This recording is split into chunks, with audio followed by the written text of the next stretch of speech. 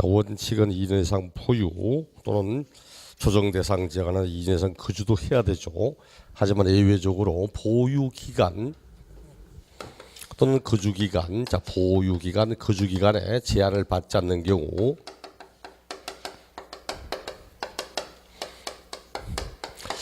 자, 어떤 경우는 2년 보유 또는 2년 거주에 제한을 받지 않는 거 하니까 1번 우리 교재 뭐 나오죠? 1번 보니까 1번에 건설임대주택 특례 나오잖아. 건설임대 특례. 나 건설 임대주택, 민간 건설 임대주택이든 공공 건설 임대주택이든 임대주택 특례가 나오기 시작합니다. 나 임대주택에 임차 들어갔어. 임대주택에 임차일. 자, 임대주택에 임차 들어갔다. 임차고 보통 임대기간 몇 년이죠? 몇 년 임대합니까 보통? 다양하잖아요. 2년 임대도 있고 5년 임대도 있고 또 뭐 10년 임대, 20년 임대, 50임대, 영구 임대 여러 가지 있죠. 임대주택에 임차해서 다음에 임대기간이 만료가 되었습니다. 임대가 만료되면 뭐 할 권리가 있다? 우선 분양받아 취득할 권리가 있잖아요. 그렇죠. 우선 분양받아 취득했습니다. 이렇게 취득하고 그다음 다음에 가지고 있다가 타인에게 팔았을 때 원래 원칙대로 한다면 2년의 보유라는 것은 취득일부터 양도일까지 2년 보유입니다. 2년 거주. 요 기간 사이, 요 기간 안에 원래 원칙은 요 기간 안에 2년 이상의 보유 또는 조정지역 대상 2년 이상의 거주해야 돼. 하지만 임대주택이라는 내용의 특례 규정으로서 우리 법은 임대주택을 임차한 요 날부터 임차일부터 해당 주택을 양도하는 날 요 사이에 만약 거주한 기간이 5년 이상이다. 거주 기간이 5년 이상이 된다면 설사 요 기간이 2년 되지 않아도 이는 1주택의 양도하면 비과세를 인정한답니다. 무슨 기간이? 거주한 기간이, 보유한 기간이 아니고 거주한 기간이 5년 이상이 된다. 딱 세 가지 요건입니다. 언제로부터 언제까지? 언제로부터 언제까지? 임차하는 날부터 해당 주택을 양도하는 날까지, 또 임차일부터 해당 주택의 취득일까지 이래가지 않도록 양도하는 날까지 보유한 기간이라고 거주한 기간이 만약 5년 이상이 된다면 그때는 설사 2년 보유 등이 되지 않아도 인정을 한다. 이렇게 이야기를 합니다. 시험에 종종 나오는 지문이니까 항상 틀리게 할 수 있는 건 언제로부터 언제까지 무슨 기간이 몇 년이냐고 딱 그 세 가지를 주의해서 내용 보시면 됩니다. 그 다음 두 번째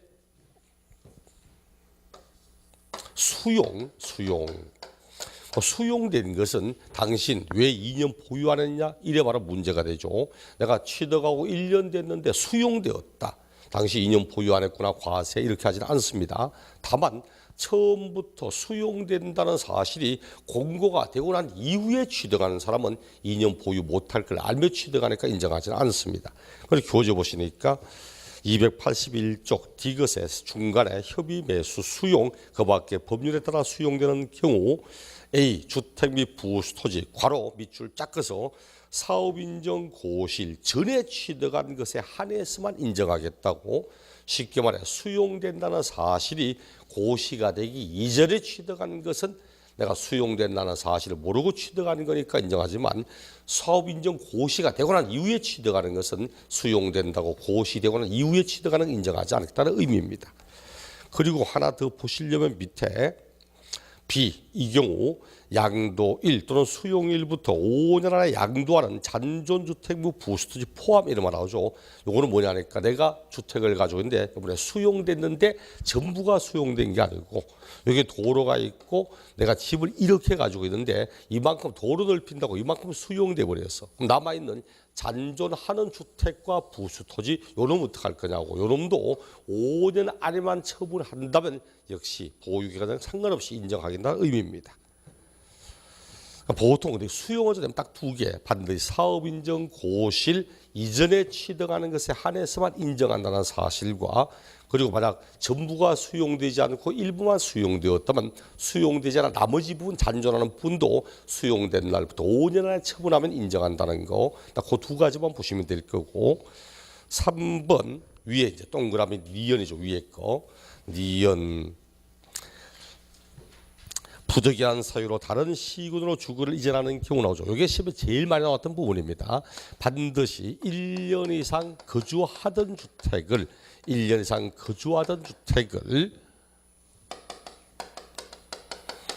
무엇 때문에 타인에게 파는가? 취약 때문에, 질병 때문에, 업무상의 형편 때문에, 취약, 질병, 업무상의 형편 이런 사유로 인하여 양도하고서 등으로 양도하고 어디로 가는가? 다른 시군으로 갑니다. 다른 시군으로 이전하는 경우 요건 이제 위에부터 틀리게 됩니다. 현재 1년 이상 요걸 지금까지 2번이나 6개월간 거주하던 틀렸다 정답. 또 뭐 1년 이상 보유하던 중 6개월간 거주하고 하니까 안 됩니다. 적어도 거주를 1년 이상 해야 돼. 1년 이상 거주하던 주택입니다. 이것도 또 1년 이상 보유하던 주택을 이래서 틀렸다 정답 이래 삼기도 하고 1년 이상 거주하던 집입니다. 그런데 현재 의미를 줘. 현재 살고 있는 집에서는 도저히 통학할 수 없을 길로 학교를 가게 되었다. 살고 있는 집에서는 요양치료할 수 없다. 살고 있는 집에서는 통근할 수 없다. 그래서 어쩔 수 없이 불가피하게 그것이 가능한 지역으로 갈 수밖에 없었다. 이런 거지. 단순히 보유하는 거하고 학교 다니는 거 아무 관계 없잖아. 그렇죠? 적어도 1년 이상 거주하던 집을 취약, 질병, 업무상 형편, 과거에는 사업상 형편 이런 것을 인정했지만 지금은 사업상 형편 인정하지 않고 있고 반드시 3가지 사유, 취약, 질병, 업무상 형편 등으로 그리고 다른 시군으로 가는 겁니다. 동일 시군 내 이전 인정하지 않습니다. 다른 시군으로 가는 겁니다. 그렇다고 다른 시군으로 간다고 이쪽 시에서 이쪽 시로 가고 원칙은 법률 문장상에 인정되는 것은 보이지만 이쪽 시에서 이쪽 시로 이래 가는 건 당연히 인정되지 않습니다. 여기에서 이렇게 가는 건 인정될 수가 있어.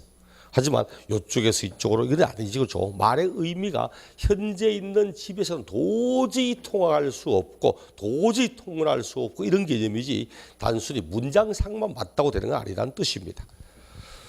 그 다음에 일정한 사유로 세대 전원이 해외로 출국하는 경우 근래 들어서는 과거에는 3번을 제일 많이 내는데 지금은 3번도 그렇지만 아직도 그 밑에 이제 리얼 요거 많이 내는 편들입니다. 4번째 이민 간답니다. 해외 이주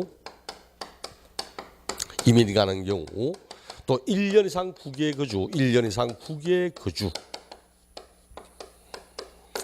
여러 가지 사유 있잖아. 그렇죠? 상사 주전으로 교환 교수로 뭐 특파원으로 등등 불가피하게 1년 이상 외국에 살아야 되기 때문에 국내 집을 처분할 수밖에 없다. 2년 보유 못한 상태에서 이민 가기 때문에 요 2가지의 사유가 해당되면 요건 핵심은 요겁니다. 반드시 출구하고 2년 안에는 처분할 것, 2년 이내 양도할 것. 출구하고 나면 2년 안에는 팔아야 됩니다. 출구 후 2년 안에 처분할 것. 이렇게 된다면 비록 요거는 1주택을 2년 보유가 되지 않아도 인정을 하겠다고. 그 어떤 분이 이런 이야기예요. 그럼 나 집을 취득했다. 취득하고 1년 보유하다가 이민 가게 되었다. 이민 가면 출국했다. 출국하고 그 다음에 3년, 2년 안에 처분하는데 2년 지나서 3년 될 때 이때 양도했다. 어차피 1주택이라면 파는 날 현재 1주택으로 4년 보유했잖아. 4년 보유. 왜 인정 안 하냐고. 왜 이전을 팔아야 되냐고. 외국으로 이민 가는 순간 양도하는 날 현재 거주자가 아닙니다. 대한민국의 주소 거주된 사람 아니잖아. 외국의 주소를 둔 자잖아. 1세대 1주택 비과세는 거주자에 대하여 적용하는 거지 비거주자 인정하지 않습니다.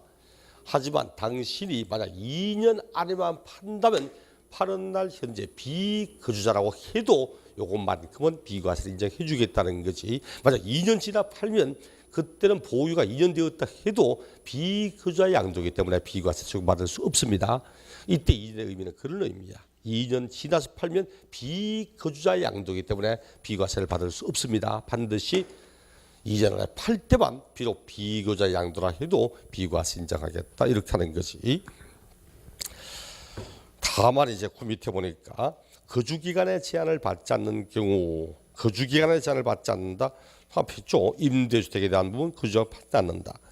그 뒷장 니은 보니까 조정 대상 지역에 공고 있은 날, 자, 조정 대상 지역에 공고가 딱 있는 날 이전에 이미 매매 계약을 체결하고 계약금을 지급한 사실이 정비행설에 따라서 확인되는 경우, 또 무주택자입니다.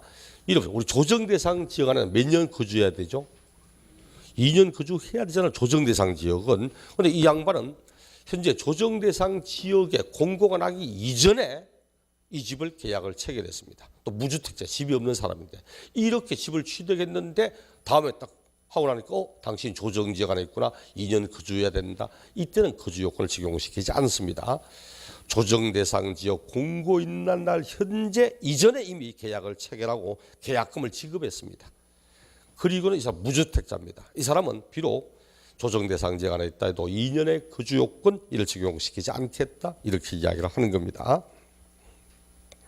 임대주택에 대해서도 조정 대상 지역 안에서도 2년 거주 요건, 요 요건에만 해당된다면 요 기간 2년 거주 안에도 인정을 합니다. 뭐 그런 두 가지만큼은 2년의 거주, 조정 지역 안에 있다 해도 2년 거주 요건 적용시키지 않겠다고 이야기를 하는 거고, 자, 요 놈까지가 우리 1세대 1주택 비과세 요건입니다. 그럼 뭐 1세대 1주택 비과세권 다 갖췄습니다. 자, 1세대 1주택의 비과세권을 모두 갖췄다. 1세대 1주택. 비과세 요건을 모두 충족했습니다. 모두 갖췄으면 다 비과세하면 되지. 그런데 비과세권을 모두 갖췄는데 이 집이 첫째, 겸용주택이면 어떡할까? 둘째, 고가주택이면 어떡할까? 셋째, 이 집이 다가구주택이면 어떡할까? 이제 요 다가구주택하고 여기서 봐야 됩니다. 반드시 전제는 1세대 1주택 비과세권을 갖췄다는 걸 전제로 깔고 이야기를 하는 거거든. 깔고서. 그렇다면 만약 겸용주택, 우리 재산세조도 봤지만 주거와 주거하는 용도가 함께 사용되는 걸 겸용주택이라 하잖아요. 만약 이 겸용주택을 전부를 주택으로 본다. 그럼 어떻게 되죠? 만약 전부 주택이라면 주택은 비과세권 다 갖췄잖아. 그럼 전부 비과세하는 겁니다. 주거용으로 사용되는 부분만을 주택으로 보겠다. 그럼 주거용은 비과세고 아닌 건 과세합니다. 그 이야기 하려고. 만약 전부 주택 아니다. 전부 주택 아니면 비과세 대상 아니니까 모두 과세하면 돼요. 우리 양도소득세 그리고 임대소득은 겸용주택은 주거용으로 사용되는 부분의 면적이 주거하는 용도의 면적 이외 부분의 용도보다 면적보다 크다면 전부를 주택으로 봅니다. 주거용으로 사용되는 부분의 면적이 주거하는 용도의 면적보다 크다. 그럼 전부 주택으로 봅니다. 전부를 주택으로 본다.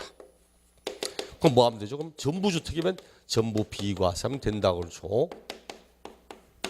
근데 주거용으로 사용되는 부분의 면적이 주거하는 용도 면적보다 적거나 같답니다. 그럴 때는 주거용으로 사용되는 부분만 주택입니다. 주거용으로 사용되는 부분이 이외보다 적거나 같다. 특히 같다는 부분을 주의해서 봐야 돼. 왜? 재산세는 겸용주택이 주거용이 100분의 50 이상인 경우, 그 말은 재산세는 정확히 절반 같아도 전부주택입니다. 하지만 소득세는 클 때만 전부주택이지 적거나 같다면 주거 부분만 주택입니다. 주거용으로 사용되는 부분, 주거 부분만 주택으로 보는 겁니다. 주택은 비과세권 갖췄잖아, 그렇죠? 주택은 비과세권 갖췄으니까 주거용으로 사용되는 요 부분은 비과세하고 주거하는 용도로 사용하는 이 부분은 과세하겠다는 이야기입니다. 그럼 그래서 건물 전체 가운데서 30%만 주거용이고 70%는 주거 아니다. 그럼 30% 건물 비과세, 70% 건물 과세. 밑에 토지 가운데 30% 토지는 비과세, 70% 토지는 과세. 이렇게 사용하겠다는 뜻입니다. 이게 겸용주택이고, 그다음 고가주택. 취득세는 고급주택이라고 해서 단독이냐 공동이냐 막 나누지만 이거는 그런 거 없이 고가냐 저가냐 가액만을 봅니다. 가액만을. 양도가액이 실거래 가액으로 얼마를 넘어간다? 그렇죠. 9억이 초과될 때 실지거래 가액으로서 9억이 초과되는 경우 9억 초과하는 주택. 여기 이제 고가주택입니다. 그럼 1세대 1주택 비과세 요건을 모두 갖췄는데 양도가액이 10억 원이다. 10억 원이면 우리 법원 9억 원까지는 비과세합니다. 9억 원. 딱 요만큼까지 요 금액을 기로 요 금액까지는 일반 주택 부분이야. 요까지는 일반 주택 부분. 요건 비과세하고 9억이 초과되는 요 부분은 고가주택 부분. 요 부분은 과세합니다. 고가주택 부분 과세합니다. 그럼 봐. 양도가액을 기준으로 9억 원과 9억을 초과되는 금액 딱 나누어서 비율만 따지면 돼. 예를 들어 10억에 팔았다. 그럼 10억 가운데 9억 부분 10분의 9는 비과세고 10억 가운데 1억 부분 10분의 1은 과세합니다. 그럼 밑에 차익을 산출한 다음 그 차익을 차익 가운데 10분의 9는 비과세 10분의 1은 과세 이렇게 보내면 됩니다. 이런 식으로 하자는 거지. 그 다음 다가구 주택, 다가구는 단독입니까? 공동입니까? 단독이죠. 하나의 단독주택이니까 그냥 한 개의 집을 판 걸로 봐 비과세 인정합니다. 원칙은 한 개로 봅니다. 이게 근데 굉장히 착해 얘는. 하나의 단위로 양도했답니다. 하나의 단위로. 통째로 팔았답니다. 그럼 한 개의 단독주택의 양도입니다. 한 개의 단독주택의 양도가 됩니다. 근데 각각의 단위로 판답니다. 각각의 단위로 구분하여서 각각의 단위로 팔고 있다. 아니 다가구를 각각으로 팔 수 있습니까? 각각 팔려면 구분 등기가 돼야만 각각 독립부동산 되지. 그럼 각각으로 판다는 말은 구분 등기가 이루어졌다는 뜻이야. 그럼 각각 독립된 주택이거든. 이때는 매 하나마다를 각각 독립된 주택으로 봅니다. 이때는 각각을 독립된 주택 매 한 가구마다 각각 독립된 주택의 양도로 본다. 그래서 양도소득세 다가구 나올 때는 하나로 판다고 하는지 각각으로 판다고 하는지 구분해서 용보시면 됩니다. 각각 팔면 각각 독립된 주택이기 때문에 그때는 1세대 1주택 비과세금 받을 수 없습니다. 그 교재도 고가주택 밑에 고가주택이라고 해서 양도가액이 실거래가액으로 9억을 초과하는 걸 의미한다고 이야기를 하고 있고, 그다음 다가구주택은 겸용주택은 하나의 건물이 주거와 아닌 용도로 함께 사용되고 있다. 근데 주거용의 면적이 외의 건물보다 클 때는 전부주택, 큰 때에는 전부주택이고 적거나 같다면 주거부만 주택입니다. 다 이제 겸용주택도 그것까지 연결해서 봐. 칠판. 전부주택이면 이 전체 가액이 9억이 초과되는 거 아닌가를 볼 거고, 주거용으로 사용되는 부분만 주택이라면 이 부분의 가액이 9억이 넘는지 아닌지를 볼 거고, 다가구도 하나의 단위로 본다, 한 개의 단독주택이다, 이 금액이 9억이 넘는 거 아닌가 볼 거고, 각각으로 풀면 각각 독립된 거니까 각각 한 개 한 개가 9억 넘는가 볼 거고, 이렇게 판단한다는 뜻입니다. 다가구주택, 우리 교재 보니까 다가구주택을 구획된 부분별로 분양하지 않고 하나의 단위로 양도하면 전체를 하나의 주택으로 보는 경우에서 하나의 단위로 한 개의 주택입니다. 그 말은 거꾸로 구획된 부분별로 각각 판다면 각각 독립된 주택의 양도 이렇게 보겠다는 뜻입니다. 자, 이렇게 해서 이제 1세대 1주택 비과세, 얘들도 생각보다 상당히 자주 나옵니다. 겸용주택 어떻게 할까, 고가주택 어떻게 할까, 다가구 어떻게 할까. 이거 시험에 상당히 자주 언급하기 때문에 세 가지 반드시 전제는 1세대 1주택 비과세를 갖췄다는 걸 전제로 깔고 이야기를 하는 겁니다. 그 다음에 앞에 잠시 빼놓고 지나왔던 거 한번 볼게요. 273쪽 제일 밑에 조합원 입주권. 법에서 법이 정한 요건에 해당하는 조합원 입주권, 요것도 비과세라고 원래 이제 별도 단어로 만들어서 이야기하더라고. 근데 의미 자체는 굉장히 쉽습니다. 이런 거거든.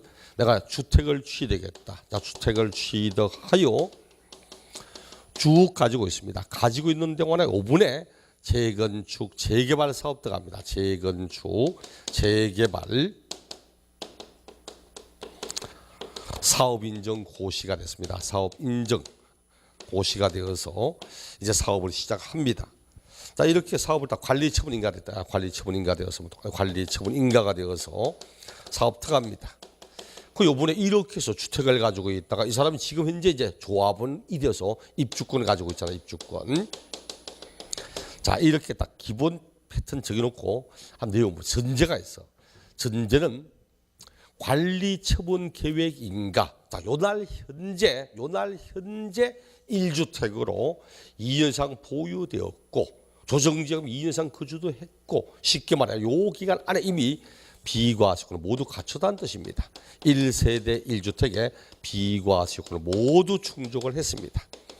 관리처분 계획 인가일 현재 한 개만 가지고 있고 집 한 개밖에 없고 또 요날 현재 이미 2년 이상 보유 조정지역 2년 이상 거주도 했고 비과세요건을 모두 갖춘 상태에서 재개발 재건축 사업이 시행됨으로 인하여 입주권을 가지게 되었답니다.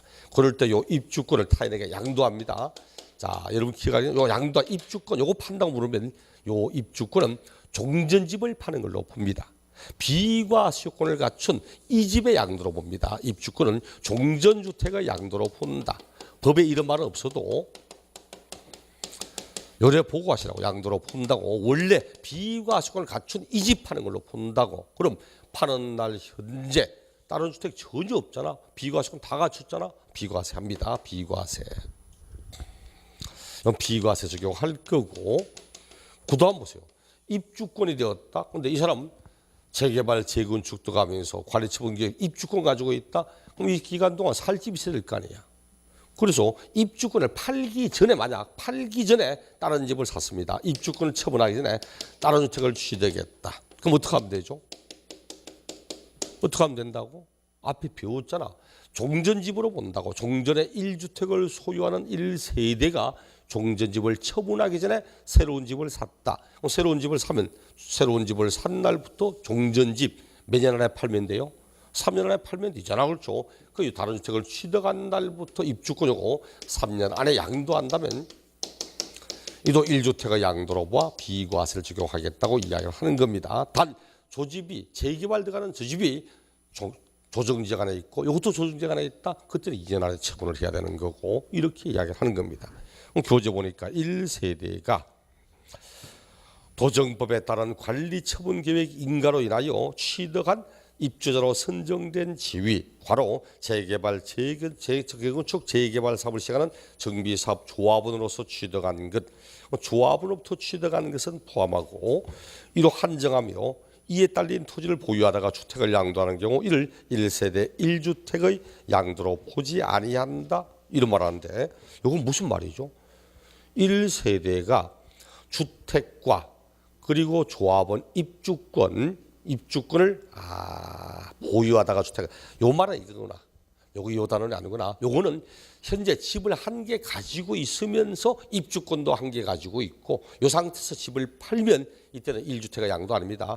조합원 입주권 주택으로 보기 때문에 집 한 개 있고 입주권 한 개 있다. 이 사람 2주택자입니다. 집을 팔면 1주택의 양도 받을 수 없다는 의미고 그 이야기고 요거는 딱 열어보시면 됩니다. 비과세권을 모두 갖춘 집이 재개발 재건축 사업을 통하여 조합원 입주권이 되는 경우 입주권 파는 날 현재 다른 집 없다면 종전집 파는 걸로 보아 비과세하고 또 입주권을 팔기 전에 다른 집을 취득했다면 다른 집을 취득한 날부터 3년 안에만 입주권을 판다면 역시 비과세를 적용하겠다 이렇게 이야기를 합니다.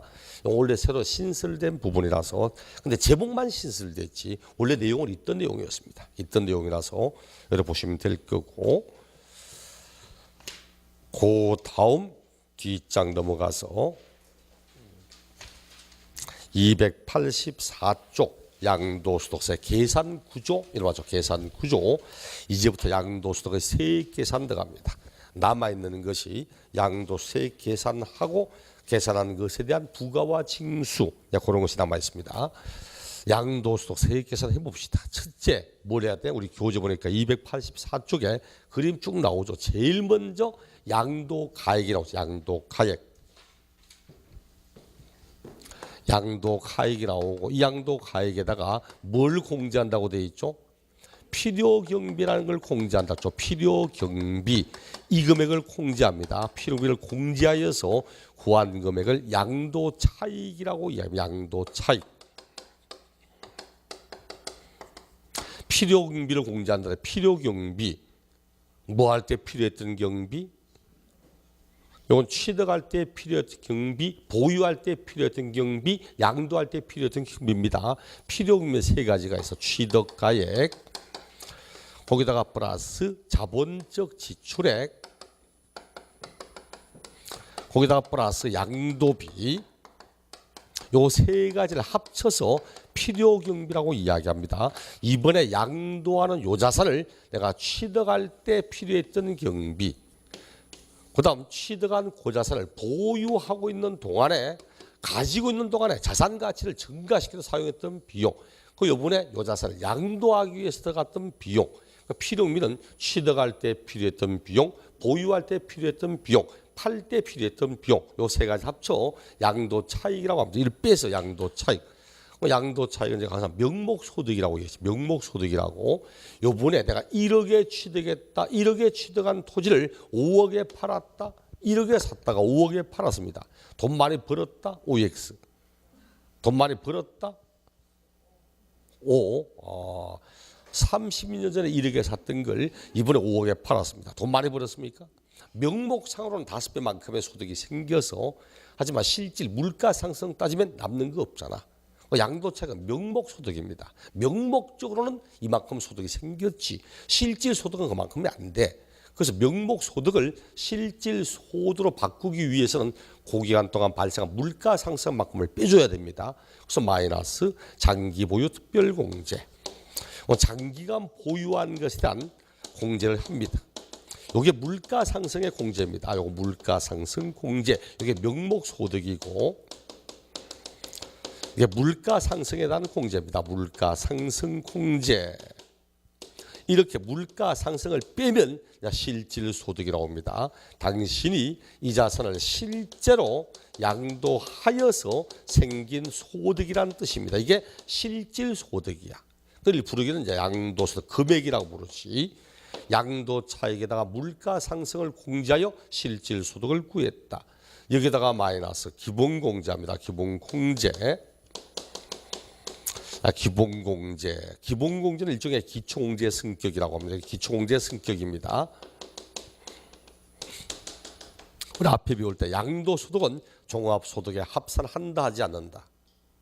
안 하잖아. 그렇죠. 근데 문제는 종합소득 합산하지 않는데, 우리가 근로소득 같은 경우도 연말정산을 해보면 기초공제 얼마, 배우자공제 얼마, 자녀공제 얼마, 연로자공제 얼마, 장애인공제 얼마, 미취학 아동에 대한 학원비 공제 얼마 등등 각종 인적 물적 공제 다 있습니다. 근데 양도소득이라고 기초적으로 빼주는 게 단 한 개도 없다면 소득 간의 과세 불평등 문제가 있기 때문에 양도소득에 대하여 적용하는 일종의 기초공제 성격입니다. 이렇게 과세 표준을 구한 다음 이 과세 표준에 곱하기 세율, 이렇게 해서 산출세액 이걸 구하는 겁니다. 산출세액을. 그래서 양도소득의 내용을 볼 때는 먼저 무엇에서 무엇을 차감하면 무엇이 나오는지 계산 과정부터 내용 보셔야 됩니다. 계산 과정부터. 생각보다 순서 묻는 문제도 꽤 많습니다. 이거. 최근 나왔던 문제도 순서 묻는 문제는 아니었지만, 양도소득의 산출세액은 양도 차익에서 장기 보유와 기본 공제를 차감하여 구한 금액에 법이 정하는 세율을 곱하여 구한 금액으로 한다. 오케이, 맞는 지문. 이런 거 있어요. 또 옛날에 양도소득 과표 구하는 순서가 바른 것, 양도가액, 양도차익, 양도소득 금액, 과세 표준, 이렇게 순서 묻는 문제도 있었고, 공제되는 순서를 묻는 문제도 있었고, 필요경비에 해당하지 않는 것 찾아보라고 해서 장기 보유 이렇게 집어넣은 것도 있었고, 저장에도 지문에 요거 딱 양도소득 금액은 양도차익에서 장기부 특별공제를 차감한 금액을 말한다. 오케이, 맞는 지문이고, 이런 것처럼 반드시 무엇에서 무엇을 차감하면 무엇이 나오는지 요 순서부터 정확히 내용 보셔야 됩니다. 또 24회 시험 때는 요거 다음 과세 표준, 양도소득의 과세 표준, 이름을 줄이는 역할을 하는 것이 아닌 걸 찾아보라고. 이걸 줄일 수 있는 역할. 아니 이거 빼면 뺄수록 점점 줄잖아. 그죠? 공제되면 공제될수록 과표는 점점 적어지거든. 그때 1번 취득가액, 2번 자본적 지출액, 3번 장기보유, 4번 기본공제, 5번은 이익이다. 산출한 3개에서 빼는 이놈을 끌고 와서 틀렸다. 정답 이렇게 내기도 합니다. 반드시 순서 꼭 보시도록 하고 우리 교재는 이제 오른쪽 페이지를 보니까 285쪽에 양도 차익부터 구하니까 양도 차익은 요거 양도 가액에서 필요 경비를 공제한 이렇게 해서 계산한다고 말하고 양도 차익을 계산할 때 원칙은 실거래 가액으로 해야 됩니다. 양도 차익은 원칙은 실거래 가액으로 합니다. 원칙은 실거래 가액으로. 실지거래 가액으로 계산하는 게 원래 원칙입니다. 그럼 양도 가액은 양도자와 양수가 실제로 주고받은 금액을 가지고 하는 거고 필요 경비도 하나하나 실제로 지출한 금액 이런 걸 가지고 기재를 해야 됩니다. 그 법에도 양도 차익을 계산할 때 양도 가액을 실거래 가액으로 계산한다면 취득 가액도 실거래 가액으로 해야 되고 양도 가액을 실거래가 도저히 나오지 않아서 양도 가액을 기준시가로 만약 한다면 취득 가액도 기준시가로 하여야 한다고 이야기를 하고 그 밑에 양도 가액 및 취득 가액의 산정 원칙은 실거래 가액으로 양도소득세가 과세되는 자산의 양도 취득 가액은 양도자와 양수가 간에 실제로 거래한 가액을 따른다. 다만 양도가 밑에 예외 이런 실거래 가액이 확인되지 않고 있다. 실거래 가액이 미확인되고 있고 실거래 가액을 인정할 수가 없고 막 계약서라든지 기타 증빙서류 등이 미비하거나 또는 증명되지 않거나 아니면 계약서 등을 제출하는데 누가 보아도 객관적으로 이 금액이 진짜 금액이라는 사실을 도저히 믿을 수 없고 이럴 때는 어떻게 할까? 그 밑에 이럴 때는 추계 결정한답니다. 추계 결정하거나 또는 경정한다고. 추계하여서 결정하거나 경정하겠다고. 그래서 추계라는 것은 밀주자를 써서 미루어 계산하겠다는 것이 여러 가지 내용을 참작하여 미루어 계산하겠답니다. 그럼 무엇을 참작해서 계산하는가? 추계 결정의 순서. 이것도 시험에 굉장히 자주 나오지 않죠? 추계 결정 순서. 우리 교재도 보니까 추계 사유, 양도가액, 취득가액을 실거래가액으로 하는 경우로서 다음의 사유로 장부, 그 밖의 증명서를 의하여 양도 취득 시 실거래가액을 인정, 확인할 수 없을 때는 양도가액, 취득가액을 매매 사례가, 감정가, 환산가 또는 기준시가 등에 따라 추계 조사하여 결정 또는 경정할 수 있다. 어떤 경우 밑에 보니까 실거래가액 확인을 위한 장부, 매매계약서, 영성, 기타 증빙서류가 없거나 미비하다. 아니면 이런 것이 있긴 있는데 누가 봐도 명백히 허위라는 사실이 있을 때는 추계 결정을 해야 됩니다. 그 뒷장 넘겨보니까 추계 결정 순서 나오고 있죠. 286쪽에 위에 나오는 박스 별표 추계 순서 양도가액이 확인되지 않고 있다. 양도가액이 확인 안 되면 추계 순서는 매감기로 합니다. 추계 결정 순서가 그럼 이제 취득가액이 확인되지 않고 있다. 취득가액이 미확인되고 있다. 그럼 뭘로 한답니까? 매감 환기. 취득가액이 확인 안 되면 매감 환기로 합니다. 매감 환기로. 첫째, 매는 매매 사례가액을 적용하겠다고 매매의 사례가액을. 감은 감정가액을 적용하겠다는 거고 감정가액. 환은 환산가액을 쓰겠다고 말하고 요 세 가지까지는 실거래가로 인정해 줍니다. 매감환까지는 이렇게 하여도 도저히 실거래로 인정되는 겁니다. 나오지 않으면 어쩔 수 없이 기준시가 가지고 계산합니다. 매감환기의 순서로 합니다. 양도가액이 확인되지 않고 있다. 취득금액은 실거래가액이 확인되는데 양도가액이 확인이 되지 않고 있다. 이럴 때는 매감기 있습니다. 매감기. 매매 사례가, 감정가 또는 기준시가 이를 사용한 이는 무엇을 적용하지 않는다? 환산가는 없습니다. 매매 사례가, 감정가 또는 기준시까지 환산가 이거 쓰지 않습니다. 환산가는 취득가액이 확인되지 않을 때 적용하는 거지 양도가액이 확인되지 않고 일정 환산가 쓰지 않습니다. 일단 요 추계결정의 순서 요 놈까지는 반드시 꼭 보시도록 하고 반드시 생각보다 요거 가지고 문제 낸 거 굉장히 많습니다. 뒤에 기출 문제 보면 요 순서를 틀리게 하거나 순서만 묻는 문제도 있고 계산 문제를 내어도 요 계산 문제를 해도 요거 알아야만 계산 문제를 풀 수 있도록 순서 내는 경우 굉장히 많으니까 반드시 꼭 보십니다. 그럼 원래 원칙은 뭘로 한다고?